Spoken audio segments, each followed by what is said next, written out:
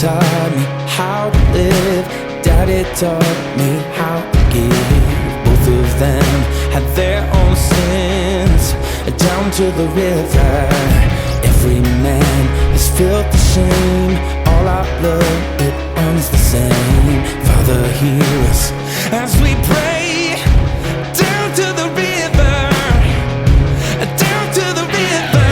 Sing, oh, oh, bury me, carry me, oh, oh, far beneath, oh, oh, fire and water me, going down deep, singing, oh, oh, bury me, carry me, oh, oh, far beneath, oh, oh, fire and water me, washing me clean, carry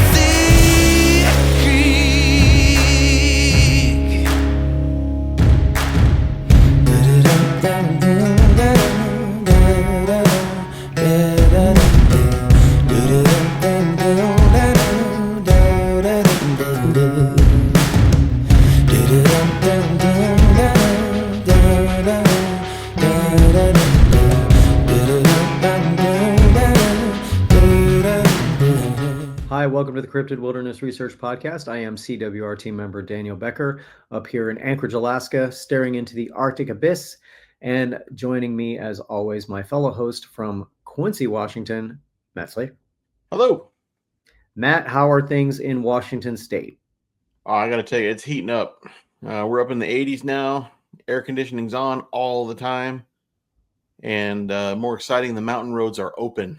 And people have had time to get up there and clear the trees off the roads from the snowfall. And I found pleasantly, there's a lot of these forest roads down here that are actually paved. Makes it real nice to get up into the backwoods. Yeah, you did get out recently and putting some miles in. And now that the snow's all melted up here, I've been getting out more frequently. The bear activity has picked up a lot. So as usual, have to be really cautious. I noticed that you are sporting our new 2025 CWR hat. Yeah. Can you hold that up to the camera? Yeah. Logo looks good. That's our new CWR 2025 hat by Branded Bills, the Curved Elite. Really, really good quality. So I'm glad to get a hold of some of those. So tonight we have a special guest from Nite Callers Bigfoot Radio. Lawrence Smith is with us. So let's just jump right into it. All right, here we go. Hi, Lauren. Hi. Thank you so much for taking the time to be with us. We really appreciate it. I know we've got some about a 3 or 4 hour time difference here. So it's a little later there than it is in our parts of the country. So no, I appreciate you having me on for sure.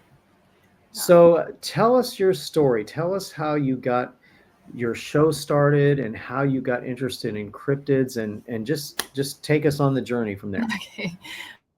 So I always start like this, normal kids grew up going to church camp or Disneyland or, some fun place like that during the summer. I actually spent my summers in the woods looking for Bigfoot. I learned how to cast tracks. I learned how to search for evidence. I learned how to compile data. That's what I spent my summers doing because my mother was into the topic and then she had her sighting and then she was even more into the topic. So that's kind of how I grew up in it. So I've been doing this since I was about 12 or 13 years old and I grew up in it. So I grew up with the greats, and my mom is a veteran female researcher and she's taught me so much over the years, and she's still today my favorite Bigfoot research partner ever. But yeah, so I grew up in this, and in 2008, I believe, we started we were one of the very first Bigfoot shows out there, and we were on Blog Talk Radio. And so it was like a call-in show, and we would have guests on. Back then, we would have just there weren't as many people into it, right? It was like a handful of people across the nation. And so we would have people on, and eventually we got to the point that we just wanted to chat with the researchers. because the researchers to us were out there, boots on the ground, looking for this thing, and we wanted to share information. And then also to us, the researchers are witnesses, right? Usually. So we started the North American Bigfoot Researcher series. That was when we first started. And in 2000, my mom retired from her job and the podcast. I took the podcast to YouTube. And so now we're on a podcast platform and YouTube. And I kept doing researchers, right? I kept wanting to interview the researchers. I want to know what each person's doing, and if there's different information out there that's working, different techniques, skills, experiences, whatever, like, let's share that. So we've done over 300 shows, and I've been on hiatus for the past year. I was just dealing with some stuff and did not have the bandwidth to dedicate to the show and really bring that quality that we've come to expect out of Nite Callers. So I am actually coming back next month, and I'll be back on air still interviewing researchers, because I feel like there's more and more of those every day. So you'll be able to tune into Nite Callers once again on YouTube. But yeah, so I grew up in it.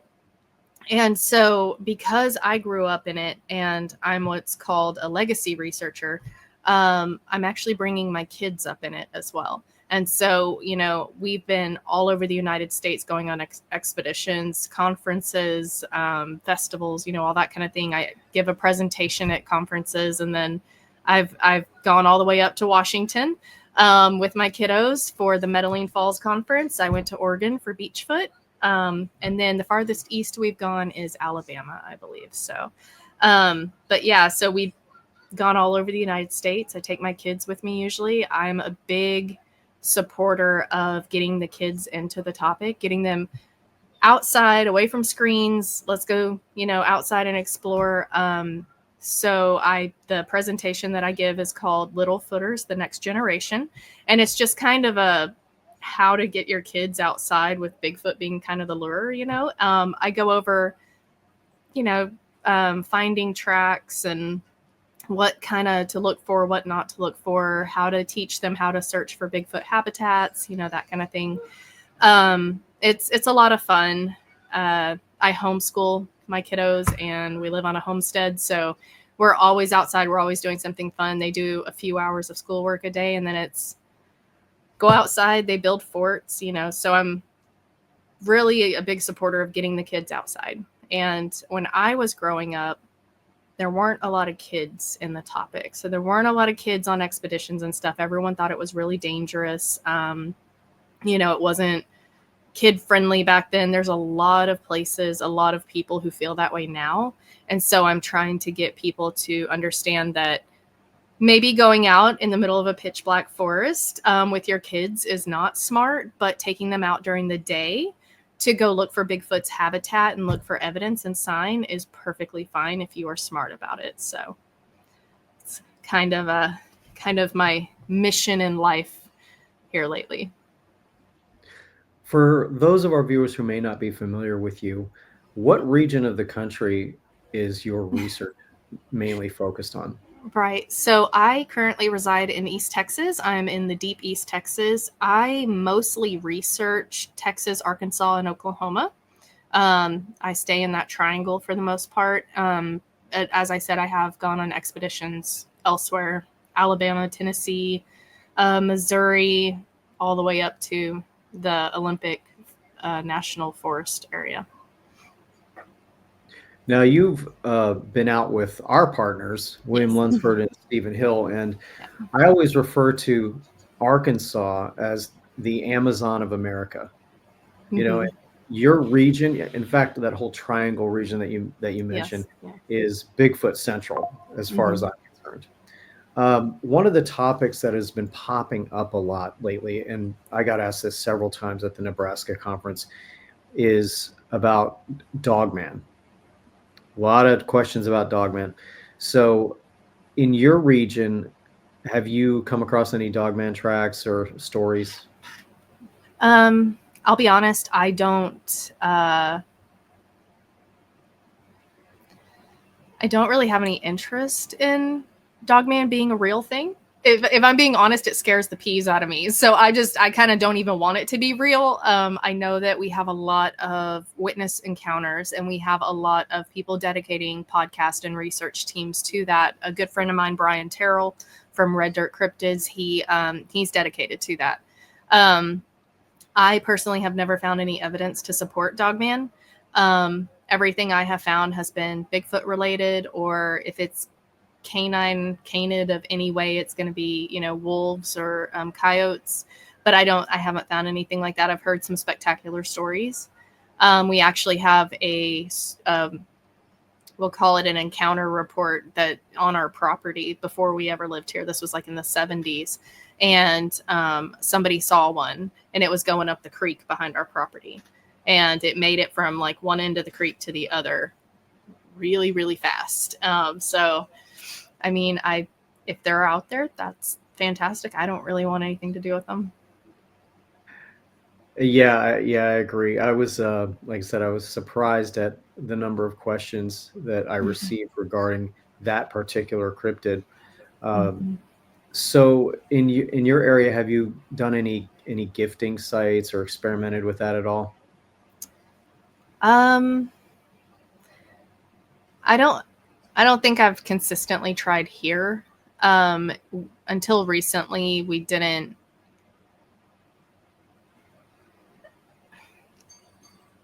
Okay, so I'm just growing up. So I've been in this for over 20 years, right? And so I've heard the good, the bad, and the ugly.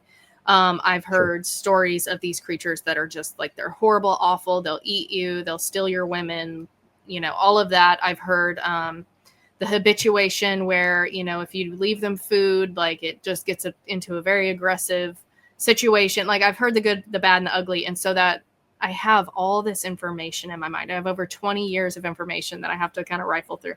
So I've never been one for the gifting. I think it's awesome when people are successful with it, but I have never done it myself because I haven't heard from very many people that it is successful. And then I have heard from others that it's dangerous. So I I decided that might not be something that I need to do here, but no. Yeah, certainly the opinions and outlooks on that particular topic are quite varied. And up here in Alaska, the Sasquatch have a reputation for being more on the aggressive side. And one of our theories is that is due to the lack of human population up here and the interaction that takes place. In your particular area, what reputation does Sasquatch have? Here, it's definitely not as aggressive as other places I've researched. I think Southeast Oklahoma, I've heard they're aggressive. I've never experienced that. Anytime I've really had Sasquatch activity, it's not been aggressive. I think I've heard the Alabama and places like that. But here, they're more, from what we've experienced here, they're more docile. They're more curious. They're just going to kind of keep an eye on you. They're not really going to interact with you too much. Definitely not in an aggressive way. I guess, all that is, of course, if you threaten them, if you go into their territory while they're young or around, if you encroach upon a food source, then yeah, that could definitely change, But so far, I think they're gentle giants here. Not that I'd want to hug one or, domesticate one, but they're not as scary here. So in your research experiences and the expeditions that you've gone on, tell us about some memorable moments that you've experienced. We've had quite a few. So the very first, I'll say, like, experience where I knew it was a Bigfoot. And to preface, I have not had a sighting. In over 20 years, I've never had a sighting. It's a little disappointing. It's kind of, my mom has had like 5 by now, 5 or 6. And so it's kind of like being the daughter of a pro basketball player and I suck at sports. That's kind of what it feels like sometimes. But, I keep trying. That's it, right? Consistency is key. So right. The first experience I had where it really impacted me, like, this is something that's real, because you think you believe until you see one. And then that's when you really like, oh my God, I didn't really believe till just now. for me, it was kind of like that, even though I didn't get to see it. So we had just finished a live in the field Nite Callers show. We kind of were famous for those. And we were sitting on the porch. So my mom, like where I live now, we have a hunting cabin in the middle of the deep, dark woods, right? I mean, we're surrounded by trees. We have one neighbor. It's deep East Texas piney woods here. And so we're not near anybody. And so we sit on our porch that overlooks our pond and all the forest, and we do what's called porch squatching. And we basically research from the porch because the Bigfoot's right outside our back door. So we were sitting there after a show and we were just chatting, and I looked over and I saw eye shine, and it was probably the color of the background behind Matt, the orange. It was like this orangish yellow. And so it was, I saw just two eyes, and it was that color. And I thought, no, I was like, did I just see that? I saw that. That was crazy. And it wasn't an owl because it was, two eyes and it was walking, and then it went away. And so I kept watching over there and I didn't see anything. And I felt like it was moving around in front of me.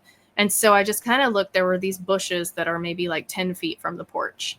And I kept looking at them, and I looked at the base of the bushes where it's just, there's no leaves and you can kind of see under them.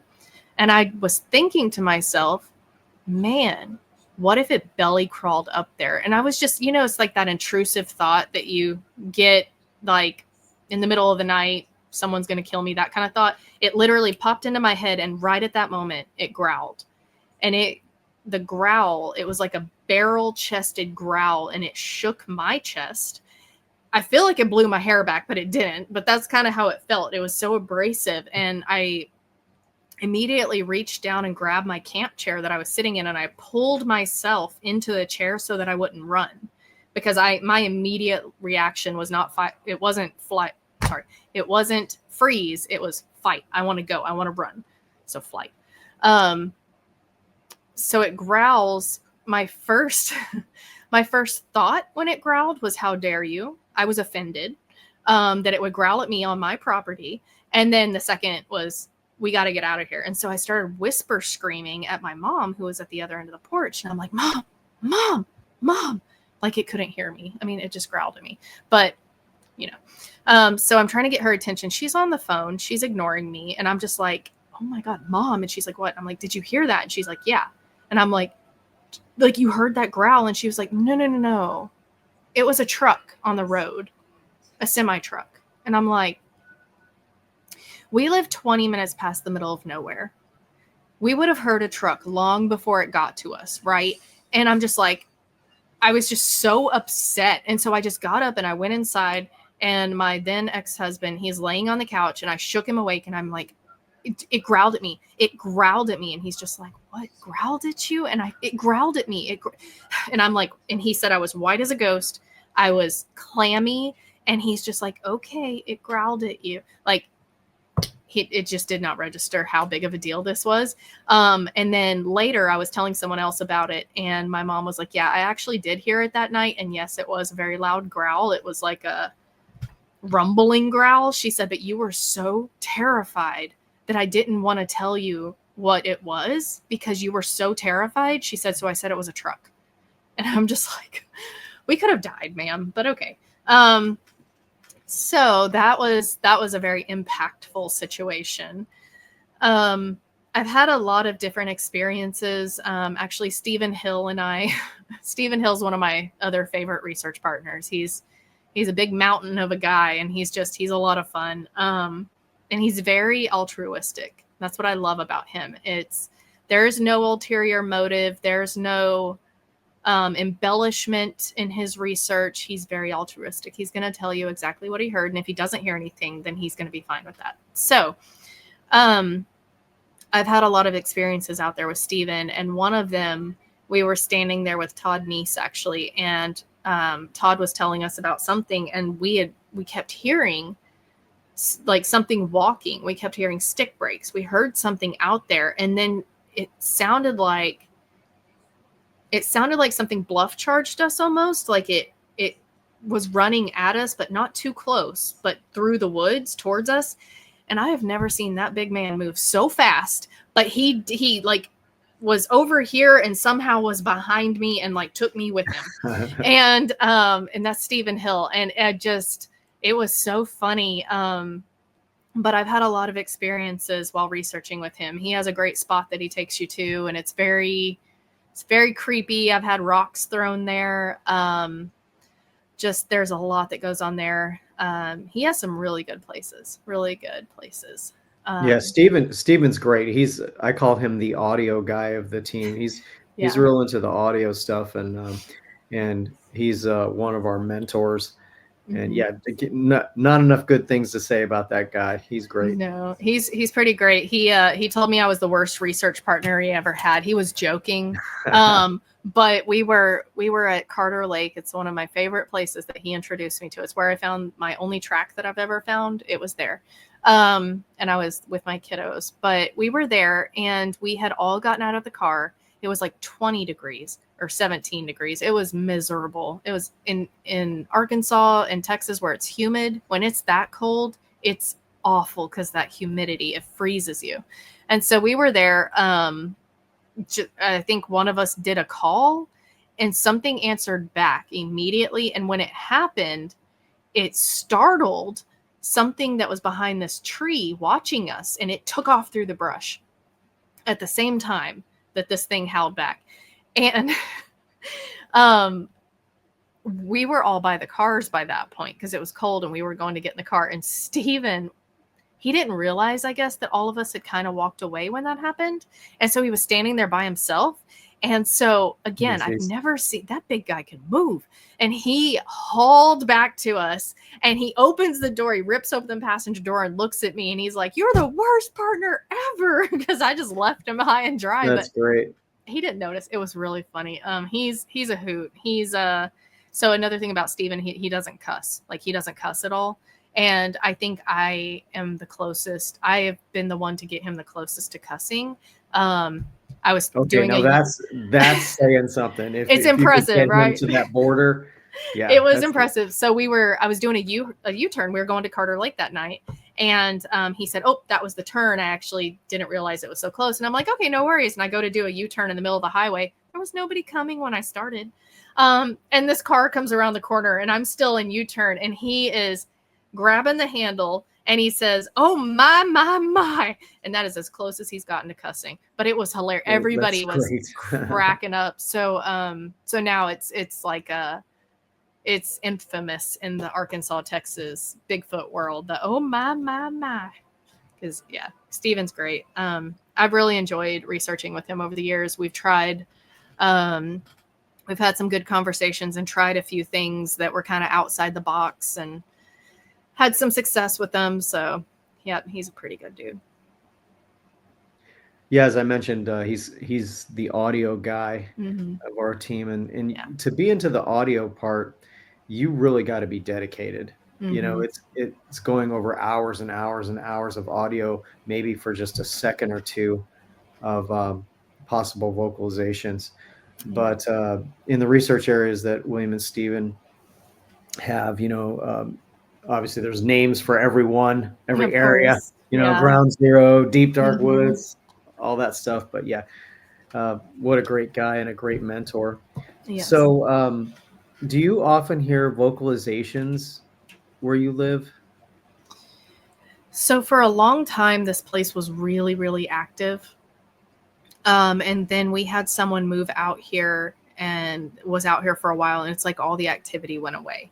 And now that person doesn't live here anymore. And it's like all the activity is coming back. So we used to get howls and siren screams and whoops and all kinds of stuff. We would have something hitting the side of the house, but that's when my mom lived here alone, just a single female living out in the middle of the woods.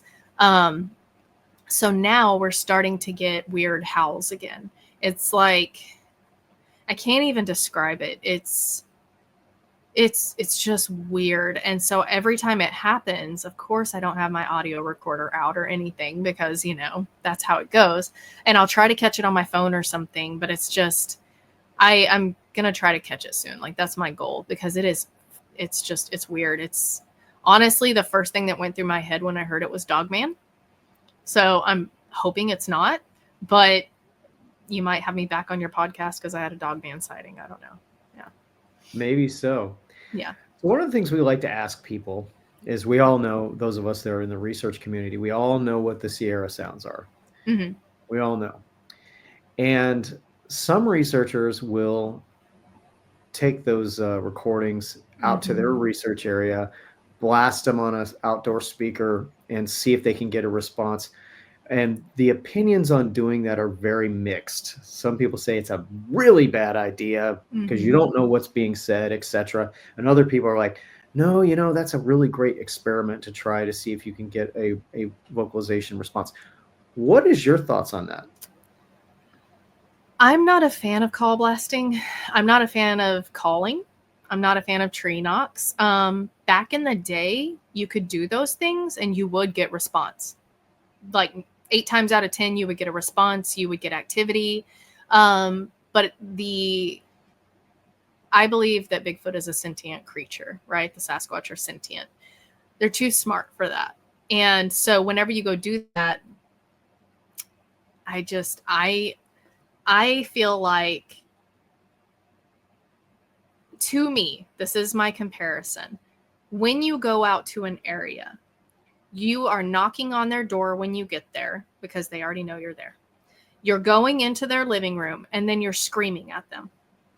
Or you're playing really loud rock music. Or you're beating on their coffee table.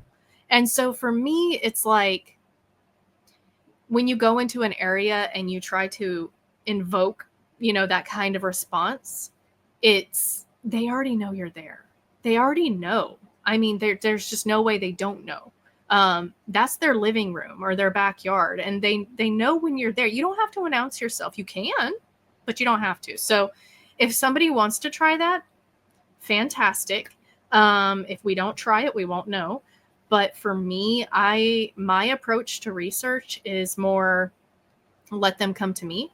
So whenever I go anywhere, or even here, I go out during the day, I hike around, I look for sign, I look for evidence, that kind of thing. I just honestly enjoy the area, see what kind of terrain I'm working with, see what's all around. And then I go back to camp or back to the porch, I sit down, and when night falls, we all sit down and we're all listening and we're all watching. And we wait for them to come to us. And the more that you're talking and laughing and having a good time, the more likely you are to get activity, because they will feel safer to get closer to you. So that's kind of how we do it. We go out and look in the day. We hang out at night. We're watching over each other's shoulders. We're looking for eye shine. We're listening for different, stick breaks or, something walking, something bipedal. The best time, honestly, is after you go in your tent at night. Anywhere from about 12 to 4, that's the squatching hours. And that's whenever they're going to be moving and grooving and coming in to check on you, and they think you're asleep, even better. So long-winded answer, but that's my answer. No, thank you for sharing. Do you believe that Sasquatch are more likely to interact if there are females present? So I don't know about more likely to interact.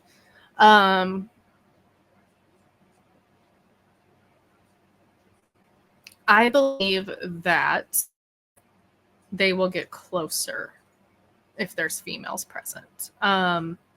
Depends on the males they're with, though. So whenever a woman enters the woods, we enter softly, right? We walk in, we're around, we're doing situational awareness, we're checking out whatever. We walk in like we do anywhere, on guard, looking around, kind of like, okay, I need to be safe in this space. We're looking around, we're looking for evidence. Men walk in, males generally walk in as if they own the place. They are the apex predator. They are the top of the food chain. That nothing can hurt them here because they're man and they're going to walk in and do business, right? So when you walk in with that attitude versus, hi, I'm here to look around, thanks, it's going to be, you're going to get a different response. I know for me, there's this one place in Oklahoma that I love to go. It's my favorite camp spot. And I've gone there quite a few times with quite a few different people. I've gone there with a male that was a really big guy, but really gentle spirit. And we had a lot of activity that night. And it was all pretty good activity. It was like there were no bad vibes. I went with another friend of mine. He's one of my dearest friends, but after dark, he gets very, very nervous due to an experience and encounter that he had. So when dark comes, he busts out his gun. I have no problem with guns. I carry all the time. Like especially when I'm in the woods, and that's mostly for two-legged creatures that aren't Bigfoot. So he busts out this gun, and it's just his demeanor. His demeanor was nervous, and his demeanor was, I'm going to shoot you. And he just had that very aggressive demeanor and very reactive. And so I told him, I was like, because we kept getting these bad vibes coming at us. It was like a roller coaster. It was like, it'd be fine. And then it'd be like, oh my God, I feel really uncomfortable, really oppressive. And then it would be fine again. And I told him, I said, I think it's you. I said, I think the demeanor that you're giving off, I said, it doesn't make them want to interact with us in a positive way. It really doesn't. I said, they think you're going to shoot them. Like if they come out of the woods or make a noise, you're going to shoot them. And he was like, it just kind of dawned on him. And he's like, you're right. And so he started working on that. And I said, you can still carry, but carry concealed. Like, just don't look so nervous. So again, long-winded way to say, I think that women are more likely to have interaction if they're alone or depending on the male they're with.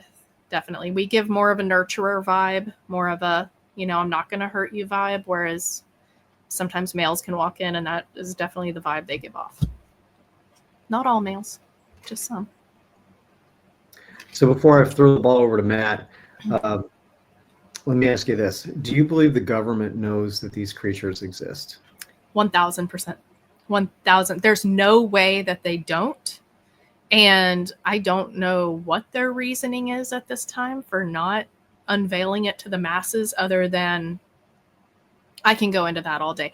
But I think they have a lot of reasons for not unveiling it to the masses. The whole alien thing, it's a little bit easier. There's really no impact to the economy. There's really no mass fear situation.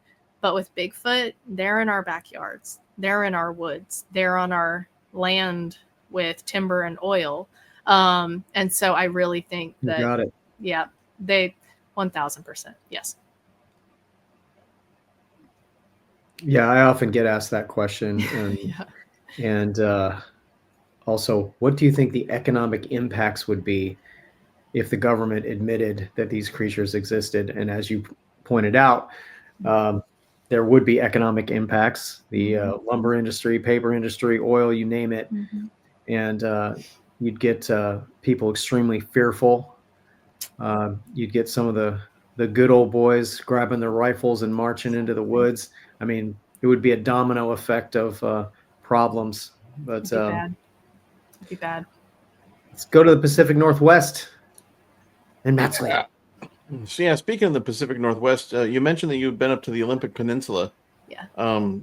Did you do research up there?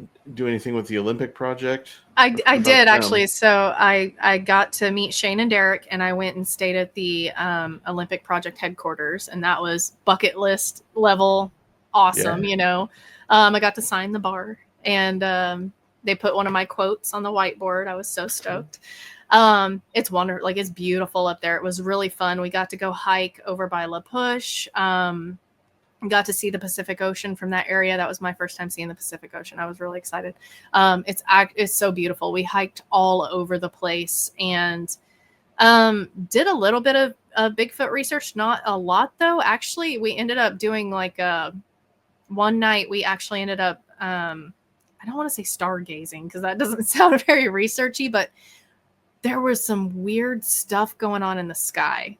And so we kind of just ended up camping outside the headquarters, camping out. I say we just got chairs and we were actually like looking at this. There was just a weird nightlife activity going on in the sky. But that place, it was amazing. So I didn't get to fully research though. And I would love to go back and do that one day in that area. Those old growth, dense Pacific Northwest forests are just, there's something else. And I'm over here on the east side. of the Cascades. And once we get up in the mountains, you're still running into really dense trees, but they're not like the huge trees over on the west side. It's really dense. And so that was like, so here I live in the piney woods, right? We have a lot of yopon, and so it gets really dense in there in some areas, but for the most part you can kind of see through it. Sometimes it gets dark, there's going to be dark areas in there, but that is the one thing, that's the first thing that just shocked the pants off me in that area was you can see maybe 5 foot into the tree line, and then it's pitch black. And I remember looking at my sons and I'm like, how does anybody have a sighting here? Like, they could be standing right there and you can't see them. Yep. You can go 2 or 3 feet off the side of the road and you're gone. It's black in there. But it's beautiful. Man, it is unreal. It's like a magical fairy forest in some areas over there. Yeah. Near the small town of Cole's Corner, kind of midway up in the Cascades, more towards the rain shadow side, but you still get the really, really dense forest up there. And that's where I found like my one and only track that I found was, it wasn't in the woods because to me, it was just too dense to go walking in there, but it was at a railroad crossing in the mud. Gotcha. And just, I don't see how people can go hiking through those forests. And it's like, it's so dense. Yeah. When I hiked it, I was on a trail. So, I know Shane and Derek, they're mountain goats. And so they just go, and Chris Spencer and all of them, and they just kind of just bushwhack and go. And I'm like, here. So I think of bushwhacking and I'm like, okay, I go off trail all the time here. Like, I'll just make my own trail and go explore and go on an adventure. So I thought it was the same thing up there until I got up there and I'm like, how?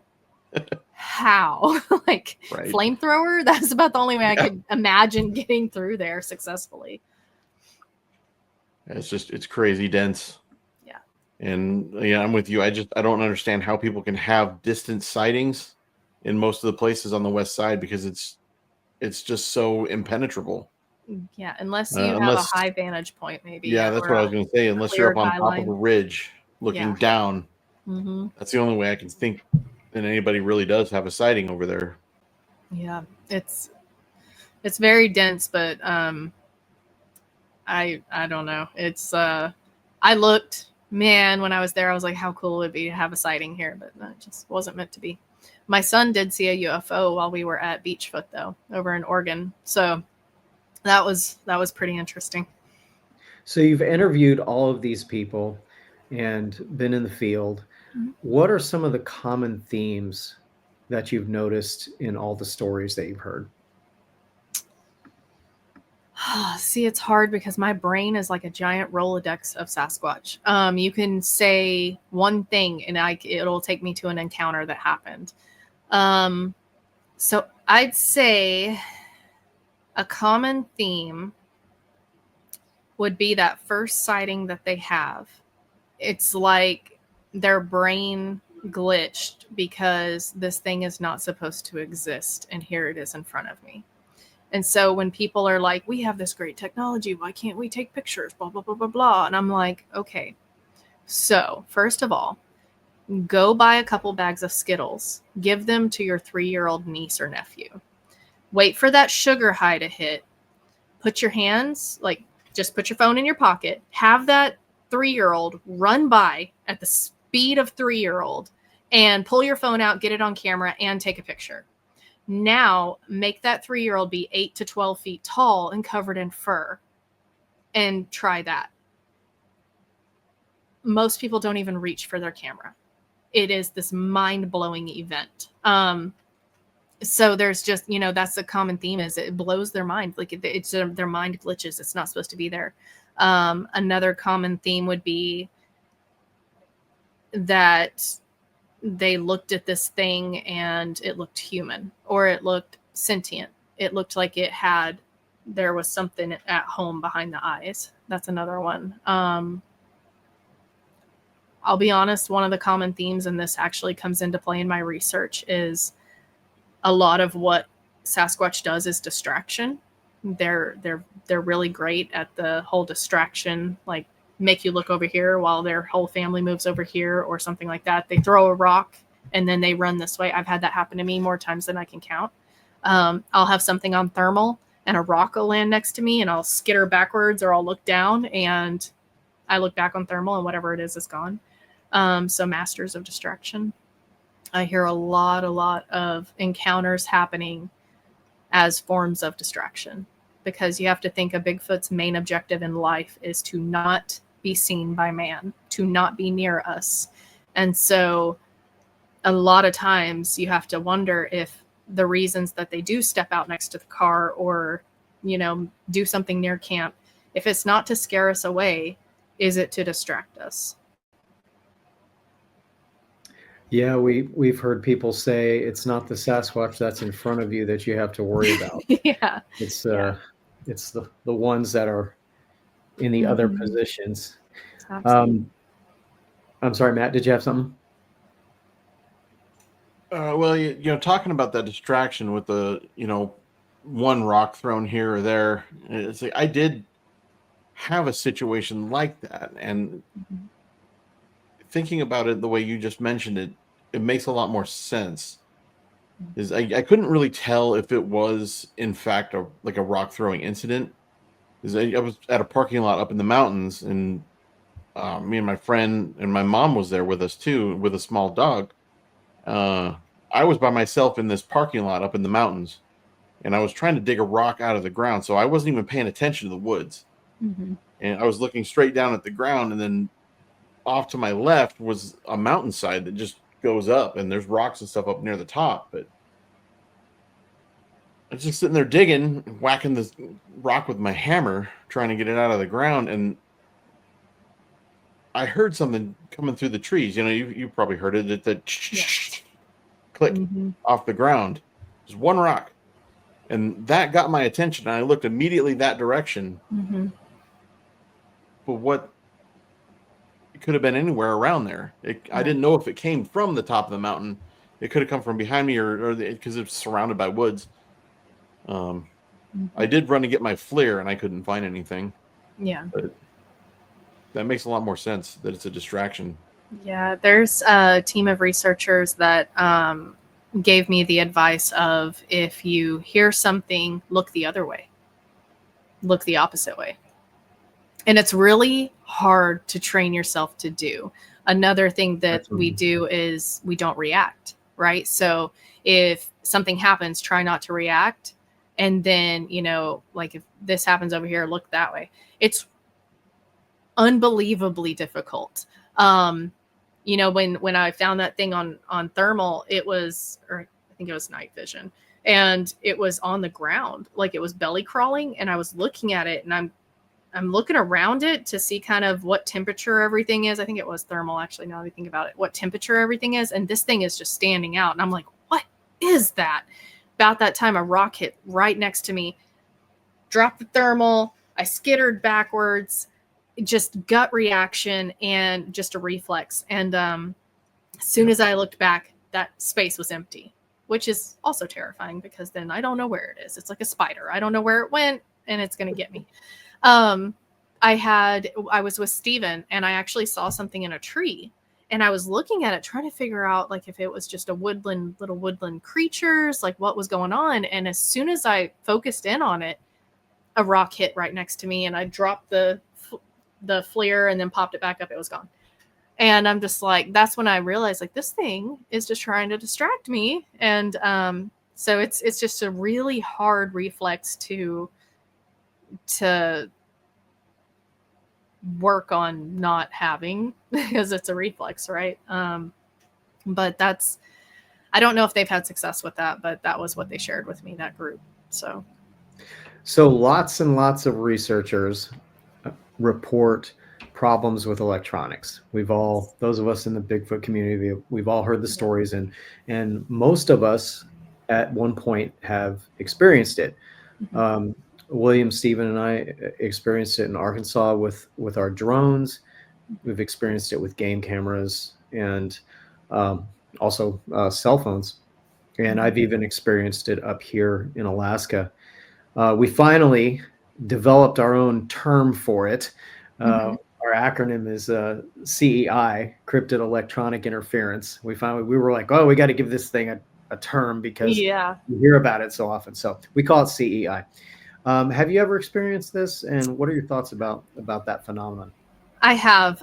So I have a lot of thoughts about Sasquatch now that I am a little late to the game, I feel like, but I've been very resistant to this train of thought for a very long time. And so now I'm starting to slowly open up to it. And it's, we're all made of energy, and these creatures are also made of energy. And I think that they can manipulate that energy. And so when they send that energy, whether it be infrasound, and that's what it feels like, and that's what we've labeled it, whether it be infrasound or, pulse that affects your electronics by accident. It's like they're not trying to maybe make that fail, but that's just what happens, or maybe they are. I don't know.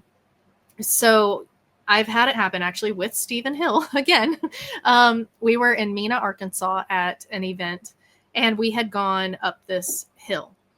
And we found some burial mounds, or what we think were burial mounds. And I didn't realize there were burial mounds until I was standing on top of one, which then I kind of freaked out a little bit because it felt pretty disrespectful, right? So I get off and we're standing there talking, and I just had this oppressive feeling come over me. And I was just like, we need to get out of here. And Stephen felt it too. He was very like, we need to go. Or I think we were just talking about it, and I was looking at him, and all of a sudden his face went dark. And I'm like, and I reached up, and my headlamp is dead. I had just charged it. Just charged it. And that's when we were both like, we need to go. We were with our friend Tanya Knight. May she rest in peace. And so we're trying to get her to go with us. We're like, come on. And we were finding some weird stuff up there, like little weird trap things, like wooden sticks that were put over holes to like catch something, and then other things that look like Blair Witch Project stuff. It was creepy up there, minus the burial mounds, right? So we looked at each other. As soon as my headlamp went out, we looked at each other and we were like, we need to go right now. So we go to leave. Well, Tanya is making her peace with the Native American spirits or whatever. I don't know what she was doing. It was very Tanya thing to do. And we couldn't get her to come down. She was just trailing. And Stephen and I are both, we're the type of people, if something scary goes on, we don't stick around to find out what that scary thing is. We evacuate. And we are good research partners because we both share this same common sense, I feel like. Tanya did not feel in any way that she needed to evacuate. And so we're trying to get her down the hill. We finally stopped and waited on her, and we're like, come on, we need to go. And I look at Stephen, and I think it was night vision around my neck, and I had the strap. The strap breaks and it falls and hits the ground. And I looked up at him, and I just was like, we're gone. And I grabbed it, and we just took off back to the truck. We get there, and like, I'm shaking. He gets in the truck. Leah, his wife, she was in the truck with my son, and my son was passed out in the back seat. And so she's, was in there with him. And, she just looked at us, and she's like, what's going on? Because she could tell we were freaked out. And Tanya, she just comes out of the woods. She's perfectly fine. But Stephen and I are a wreck because it was just a very intense, there was a feeling of oppression the whole time it was happening. And then the electronic failure, and then the strap break. It was a lot. It was a lot. I still have that headlamp. It still works today. Works fine. Just want to point that out. But I had just charged it, and it just died. My mom has actually had that same experience, but hers was with a potential dogman sighting. And she had just charged her camcorder because it was back in the day, and it was a camcorder. And when this thing moved through, she looked down, and it was dead. And she was just sitting there watching this thing move through, and she had to go recharge it again. Like, she had just charged it also. So it happens. The Bigfoot curse, I guess, is what we call it. But part of that is also, you will get the most badass audio you've ever heard in your life, but you won't have your audio recorder on, or you will have forgotten it. That's the Bigfoot curse. Yep, I like that. The Bigfoot curse. You're absolutely right. Absolutely right. So do you think the Sasquatch operate in clans, or do you think they are strictly family units? That's a great question. I don't have enough evidence to really support anything. I do believe they are in groups. The way that from the encounters I've heard, I guess, maybe clans, because there will be multiple juveniles, or there will be a distraction happen here, and then a multiple, like a family unit will go. I've heard that encounter story before, but I don't have enough evidence to say one way or the other. All right, and that's okay. That's okay. Yeah. It's okay to not know everything. Yeah, absolutely. Absolutely. So one of the things that Matt and I pride ourselves on is our platform is a safe platform for anyone to express their theories, without judgment. And as you know, and we know, the Bigfoot community can get really nasty. Sure. Really nasty. And I mean, we've gotten heat for having people on that have a Nephilim connection theory, for example, or the woo crowd, as they call it. Yeah. But there's lots of different theories out there, and we're open to hearing them all. So we love asking our guests, and we'll pose that question to you now. What do you think these creatures are? So that answer has changed for me over the years a lot. I grew up in the flesh and blood era. Say that. A lot of people say that. Yeah. I grew up in the flesh and blood era. From the beginning to now, I have always believed they are sentient creatures. They're smart enough to stay away from us. They must be pretty intelligent, right? So for me, I started out believing they were just flesh and blood. They were just a creature hiding in the woods, thriving off the land. I still believe that, but I do believe that they are more intelligent than I first thought, and more paranormal than I first thought as well. I do believe that they're more of a paranormal entity. I don't know what exactly that means yet. But just their ability, it's almost like a preternatural ability. It's supernatural even, let's say. They're a creature unlike anything that we have documented here on Earth. They can move super fast, super quietly. They're really smart. They can manipulate energy. Again, they know to stay away from us. So I don't have a label for you, but I have 20 years of experiences and reports and encounters from others, and just everything that I've seen and heard and felt myself. And so whenever I get an answer, I'll let you know, though, like an actual, All right, sounds good. Lauren, before I toss the ball over to Matt to close us out, when can you tell our viewers when you're going to make your return, and how they can find you on social media, and if you got anything upcoming that you want to talk about? Absolutely. Thank you for that. So Nite Callers Bigfoot Radio will be back at the beginning of June. I am going to strive to give you guys at least 2 shows a month, because I'm busy. I'm a busy girl. And there is something new arriving to Nite Callers. So while I still will be doing the podcast, I will still be researching, and I will still be interviewing researchers. There's a new facet to Nite Callers that's coming out, and it is it's going to be fun, and it's going to be a little more out there than Nite Callers Bigfoot Radio. So let's just put it that way. That reveal is coming soon also.